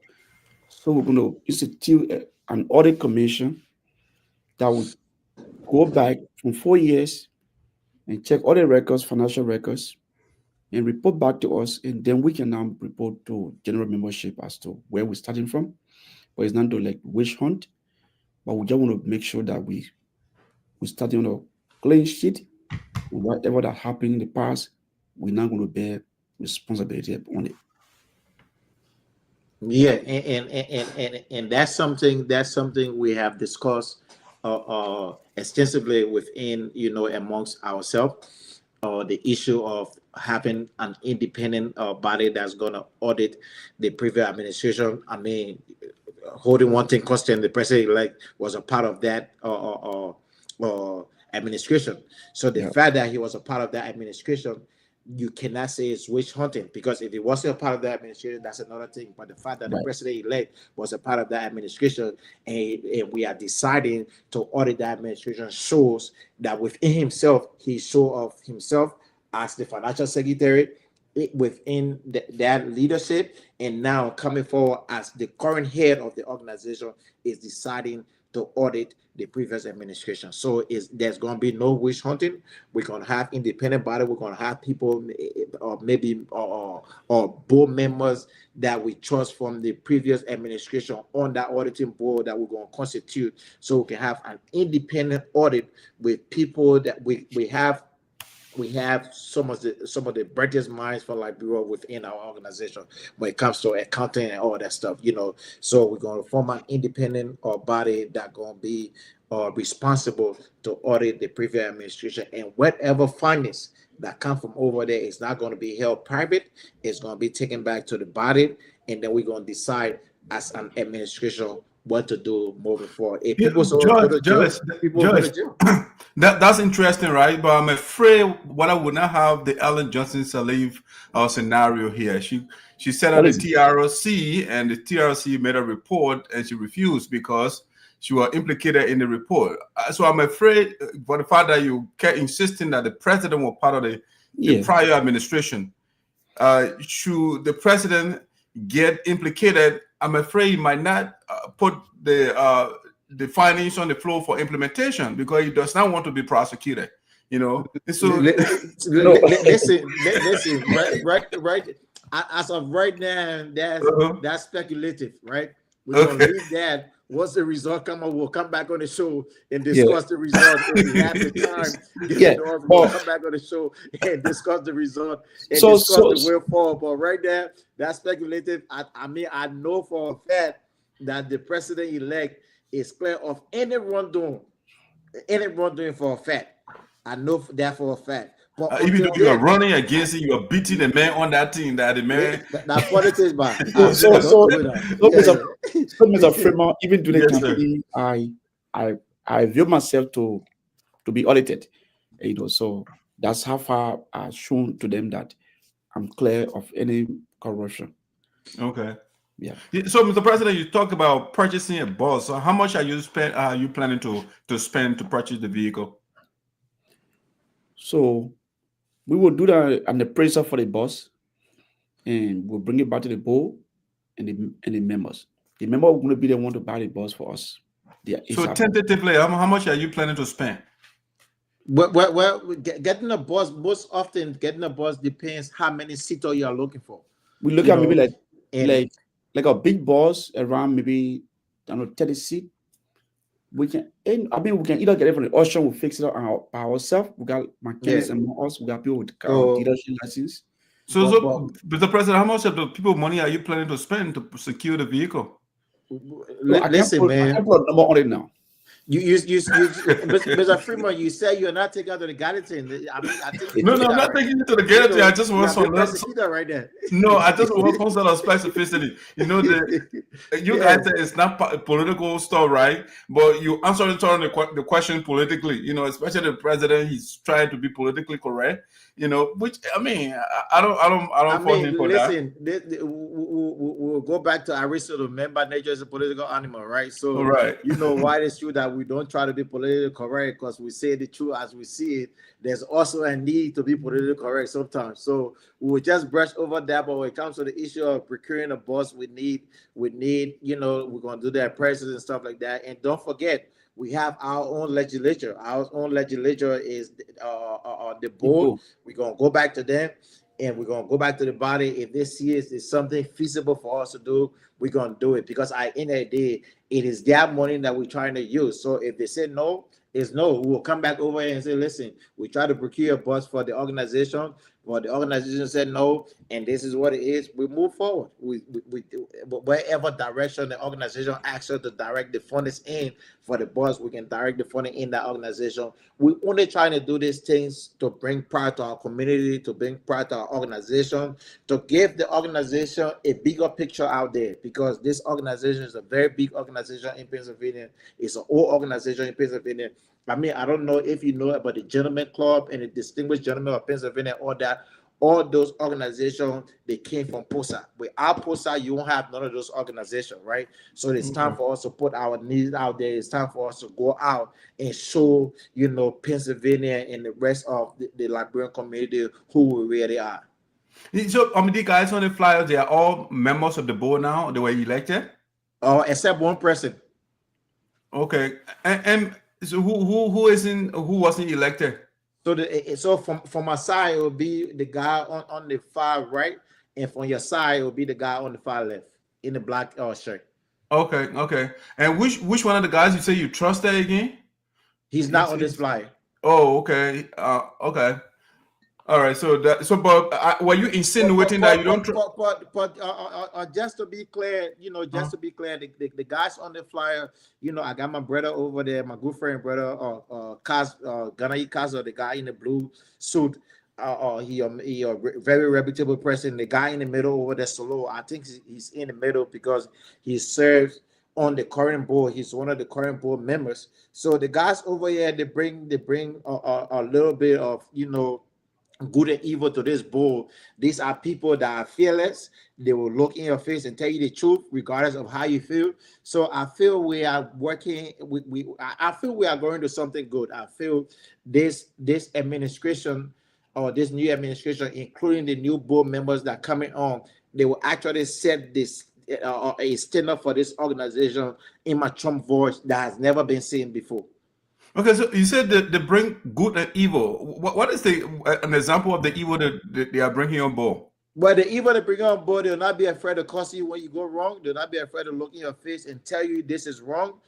Or like the current board that has been dormant. The current board, I don't want to say nothing about them, but one or two guys within the current board, they're more like, you know, like the mouthpiece for the president, and the board not supposed to be that. The board supposed to be the checkpoint for the president. But the current board right now is more like the current board right now serve the president instead of being an independent body that will serve the organization. But I don't feel the guys that we're bringing on right now, I don't see it in them. I know them. I know most of the guys over there for more than 10 years. I don't see it in them. Nobody going to intimidate them, and they're going to tell you when you're wrong. They're going to tell you when you're wrong. If you're right, they're going to tell you when you're right. So I trust them. Okay, man, guys, I really appreciate the time, man. Patrick, you got closing comment, question, and so we can let the president and the secretary to enjoy the rest of their night.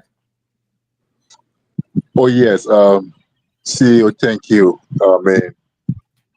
It is a distinguished honor to share the platform with these two great astute community leaders. It's my first time interacting with Paul. Follow him. I've not interacted with before. I think my first time to even interact with Mr. Swan as well too. So we look forward to following the organization's activities. Some of us who are on social media and 24/7 will research our page and know to what extent they will be growing and where they need our assistance, where they need our help also too in the public relations area. We will be available to them too. But I want to thank them for rescuing the organization and breathing breath back into it. Yeah, thank you, gentlemen, for coming on tonight. I really appreciate your time. Thank you, Patrick. Well, Patrick, thank you for having us. We appreciate the invitation. Like I said, we are open whenever there's a need that you feel, we should come on this platform and answer questions you guys have. We will be waiting to come over and address your concerns. All right, guys. I mean, given that the both of you were on two different islands, political islands during the election, I mean, it means that you had different agendas for the organization. Are you guys? I mean, your agendas now, are they? I mean, in sync with each other? Yes. Well, I won't say. Like I said, from the outskirts, we're supposed to be on the same team. Our agenda was not that far apart. We just had a little slight misrepresentation or something that was lost in translation, right? But at the end of the day, I feel right now we are getting there. We are getting on the same path. The goal is to get on the same path, and that's why we incorporate people from different backgrounds, because at the end of the day, my idea, his idea, we can bring that together and put Pocsa on a trajectory that has never been seen before. It's not about me right now. It's not about him. It's all about the organization, and that's, we usually say this. We have a one Pocsa agenda, and that's the agenda we're gonna move forward. Right after inauguration. So, Mr. President, I got two questions before I let you guys go. So the first one, I'm told that a leader is the one who changes things. If you come somewhere and you leave things the way they were when you got there, you are not a leader. So if, say, for example, Mr. Nyenpan leaves office now after maybe 4 years, I want to say your constitution is 2 years per term. So when you leave office, what would be one thing that you would be remembered for?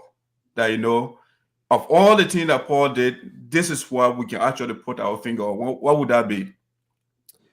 Okay, so one thing is that the committee will come together under one umbrella. Pocsa will be, all my administration will be remembered for financial transparency and accountability. We're going to make sure that we leave tangibles, like with the BOSS project, and empowering all our team, like the kickball team and the basketball team. So these are things that we will leave behind when we sharp in our 2 years or 4 years time. Okay, and then the last question, maybe it goes to the two of you. I mean, we all have our strengths and weaknesses. I mean, if you were to tell us right now, or the members of Pocsa, I mean, what would be your weakness, that they should look out for? I mean, what would that be? Or for Pocsa? Yeah, for you as a leader, we are not all strong in every area, right? And that's why sometimes you bring people where you are not strong, you put that person, we call it strategic leadership, right? So where you are not strong, you bring somebody to cover that area. So if we ask President Paul elect or Nyenpan President elect for Pocsa right now, what would be a weakness that we should look out for? What would that be? I don't have a weakness as president of Pocsa. Okay, we got a goal here. Okay, so Mr. Secretary, is there a weakness that we can watch out for? Yes. For me, my weakness, I think, like people that in my circle, my weakness has always been my inability for BS. I'm a very temperamental person. Like I used to lead. Most of the time I would lead with my head instead of leading with my brain. But working as a law enforcement officer now has taught me a lot of things, and I'm working on that weakness. I'm finding the time to find dialogue to tolerance. Because at first, like we're doing it the Iron Fist way. If you want the way, you can go, So right now, yeah, right now with me being in the field, I'm coordinating right now. It has shown me a lot that these things sometimes there are more diplomatic way to handle things instead of being Iron Fist. So that has been a weakness of mine from forever. But I'm working on that now, becoming a better president, a better leader, somebody that able to communicate more than doing it the Iron Fist way. But I'm working on that though. We like 60-40 right now. Excellent. All right, Mr. President, if you have a parting, let's start with the secretary. You'll be the last man. You can speak, and then the secretary speaks. So, Mr. Secretary, you have your parting comments. The floor is yours. Well, I just want to say thank you. When the president reached out to us today to be a part of this discussion over here, this dialogue for us to, push the one Pocsa agenda today, like I had other stuff to do, but I chose, to come up on this platform today for us to push our agenda, this new administration, for us to tell the people what we intend to do with their organization that they are entrusting to us. So I want to say thank you for giving us the platform to push the idea, the ideologue of each and every one of us within the executive. I know the vice president, I just seen he just made a comment right now, like a few minutes ago. He's monitoring. He couldn't be here today because of his busy schedule. I know the financial secretary or the treasurer. These are people that have the ability to come over here and speak extensively to the issues within our organization, because like I say, it's a community-based organization. They have all been a part of this organization. They know what's happening within the organization. So if they were here today, they were going to push the agenda the same way we're pushing the agenda, but they are not here today.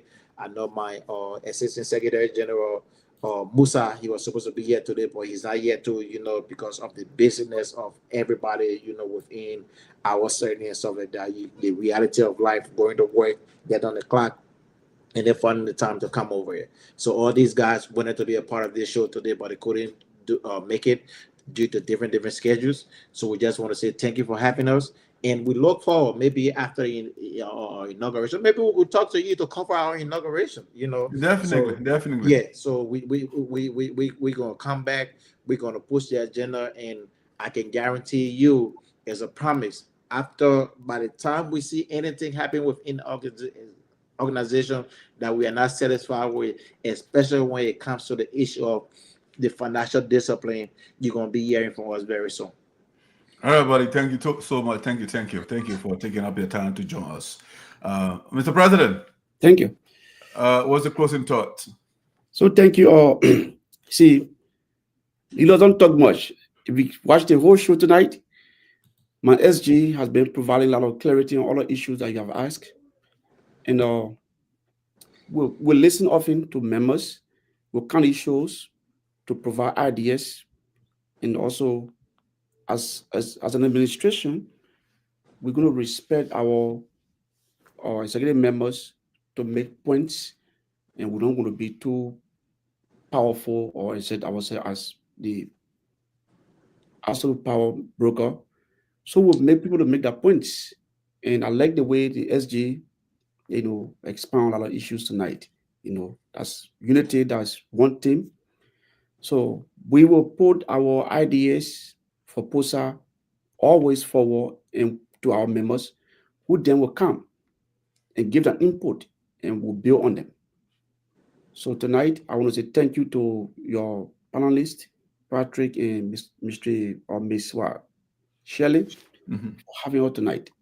So you'll be hearing from us, and our work will be showing. You will follow through with other platforms. So I want to say thank you for having us. All right, man. The President-elect, wish you all the best. Religious people will say, wish you Godspeed. All right, Mr. SG, wish you guys well, man. Godspeed. Right. You're not a religious man now? No, I don't consider myself religious. I'm not religious. Okay. Yeah. Okay. So going for me, it's already 12 midnight in Europe code, so you can go enjoy your day. It's still soon on your side. Yeah. It's dinner time.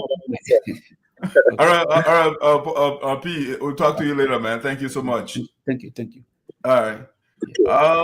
That's my man P. How you doing, man? Let give your closing thought so you can get some sleep, man. I appreciate your time. I really appreciate your delegation to the show, man. Yeah. Thank you too. Thank you too for your mentorship. Thank you for your leadership also always. And I mean, teaming up with you is something that I can never appreciate enough. You've always been. You are a mentor, a great philosopher. Yeah. So again to our followers online, I want to say thanks for taking your time out tonight to follow us. Always follow us every Thursday, from 12 or 1 p.m. Eastern time or 4 p.m. Liberian time. You can catch us on the Voice of SINOE in the Diaspora. This is a premier platform. This is an absolute upfront. All right, you can call it a global centennial. Or watching over Liberia, or watching over SINOE, and watching over Grange, or watching over every other region of the country. And we're always at your service, making sure that you get the information you need. Yeah, I mean, it's been wonderful, Chief, and I want.